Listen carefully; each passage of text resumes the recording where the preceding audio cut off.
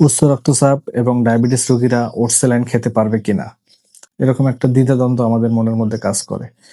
উচ্চ রক্তচাপ এবং ডায়াবেটিস রোগীরা ডায়রিয়া আক্রান্ত হলে অনেক সময় ওটস স্যালাইন খেতে চায় না, দ্বিধাদ্বন্দ্বে ভোগেন। মনে করেন ওটস স্যালাইন লবণ ও গ্লুকোজ আছে। উচ্চ রক্তচাপে আক্রান্ত রোগীদের আশঙ্কা এটি খেলে রক্তচাপ বাড়তে পারে।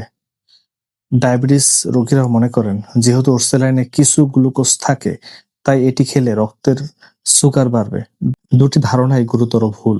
প্রতিবার পাতলা পায়খানার সঙ্গে শরীর থেকে প্রচুর পরিমাণে পানি ও লবণ বের হয়ে যায় এবং তা যথাযথ পূরণ না হলে রোগীর পানি শূন্যতা বা ডিহাইড্রেশন হয়। লবণ শূন্যতা মারাত্মক আকার ধারণ করে মৃত্যু পর্যন্ত হতে পারে।